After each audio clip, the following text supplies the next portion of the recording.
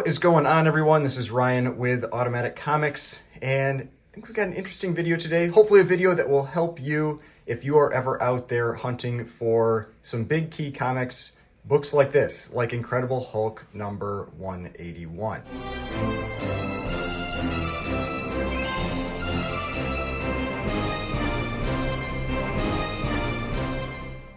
So if you're not aware, I recently picked up a collection along with Aaron or AA Comics.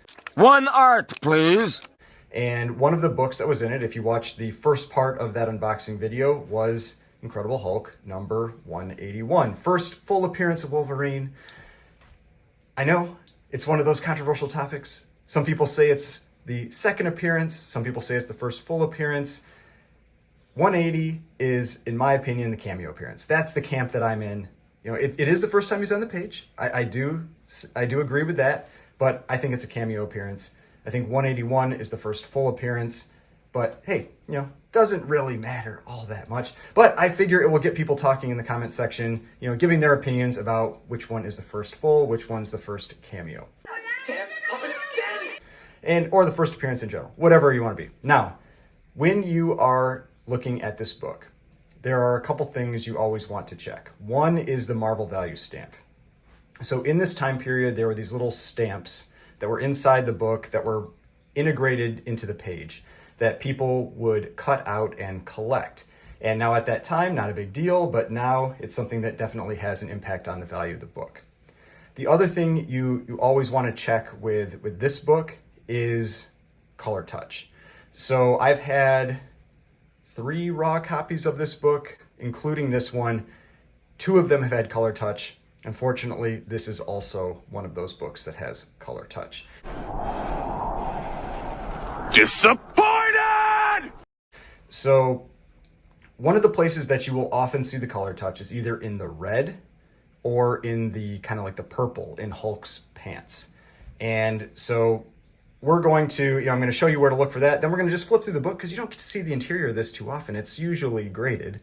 The first thing here, when you flip this book open, it is pretty apparent where the color touch is. Now, you might not see it right away. I'm going to shift this over so it's a little more centered, but you can see it down here in this corner. You see that little bit of kind of bleed through on the paper there? And then there's also a little bit of bleed through right here. And so when you go to the front, that corresponds to this crease on Hulk's leg. That's where one of the kind of bigger lines of color touch is. And then there's also, here we can go, you can see it's also here in these little creases here. So there's some creases right there that have been touched up with color touch. There's a crease here that's been touched up with color touch. So, I mean, one of the questions is, do you have it removed? I don't know. I mean, it will take away from the visual appeal of the book. If this book had the Marvel value stamp, I would probably have the color touch removed and then have the book graded.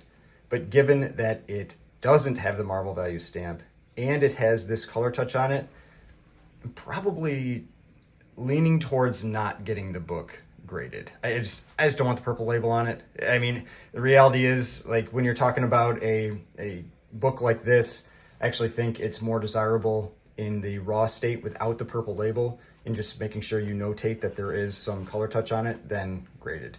It's just kind of the way it works, so that's probably how I'm going to end up handling this book. But let's start flipping through this book. So like I said, the big areas you really want to check are kind of like the red, and then definitely that bottom left corner where Hulk is. That is where you will often see some color touch, and unfortunately there is some here. So there we've got that opening splash page right there, the great page with Wolverine and Wendigo and Hulk.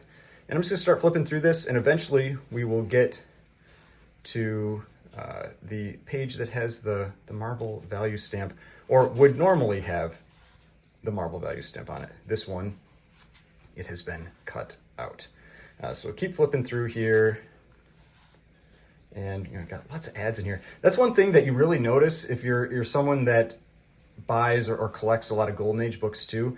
Golden Age books have very few ads on the interior. It is just page after page after page of stories. The ads are generally just on the back cover.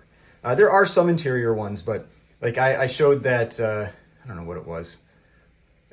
I think it was that Smash Comics 25, and it was like 64 interior pages, all of them art, no ads. Whereas like we've already seen multiple pages of ads just in this small 32-page book. So here we've got, we're getting to some more of that artwork, some other stories, some more ads there, you got more ads in here. And I think we're about to get to the centerfold. Do we have the centerfold here? Yeah, so here's the centerfold. This one, bottom staple is detached at the centerfold, top staple is attached at the centerfold. And we're gonna keep going, and we should be getting to the Marvel value stamp soon. There it is. So you can see here, it says Marvel value stamp here. It might look like something is there, but it isn't. It's an illusion. No, it's not. It's actually cut out. So it is missing that Marvel value stamp. What this person did is they actually took, it looks like they took like a pencil and just rubbed really hard around where that stamp is and removed it, because you've got this little bit of like pencil residue around the edge. And this is actually a kind of one of the better case scenarios that you can end up with this Marvel value stamp being removed. Sometimes you'll have the entire page cut out. Sometimes you'll have people that cut in from the side and cut this whole piece out, or cut in from the top or whatever. And so with this, it's actually one of the least intrusive ways, or least damaging ways to have the Marvel value stamp removed from the book. But here you can see where it has the impact on the back. It's in this kind of like little section right here. So it does impact some of that text, but it's not really impacting the story itself.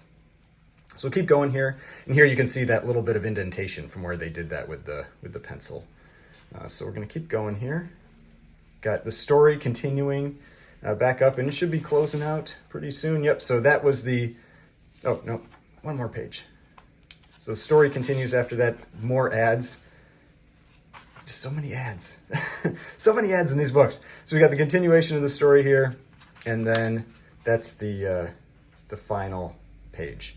And so then here's the back cover, no restoration or anything on the back cover, and then there's the back of the book. So that's what you need to look for. The two big things you really do need to check if you are ever picking up a copy of this book raw, and just one of the things in general, if you're buying a higher dollar book raw, you just got to make sure you check for things like that restoration, because it definitely does have a pretty significant impact on the value of the book. So hopefully you enjoyed this video. Hopefully you learned something, helped you with, maybe a future purchase that you might make for Incredible Hulk 181 or some other big key grail book out there. If you enjoyed this video, please hit that like button, subscribe button, notification bell, and I will see you on the next one.